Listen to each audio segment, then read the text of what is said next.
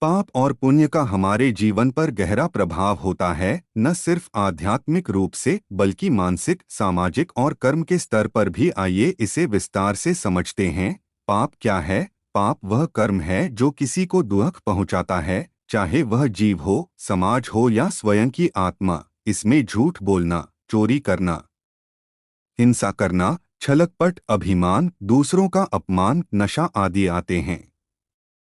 पाप के प्रभाव मानसिक अशांति, आत्मग्लानि, गिल्ट, अगले जन्मों में दुखद परिस्थितियां, पुण्य क्षीण होना, जीवन में रुकावटें और समस्याएं।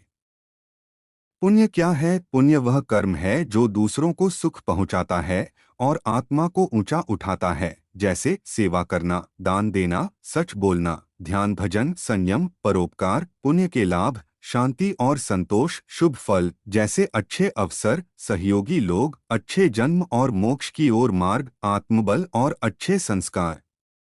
कर्म सिद्धांत जैसा कर्म वैसा फल, यह गीता, उपनिषद और हर धर्म का मूल सिद्धांत है। हमारे आज के कर्म ही हमारा भविष्य बनाते हैं। पुण्य कर्म से जीवन में सुख और पाप कर्म से दुख आता है, भले ही फल तुरंत न दिखे।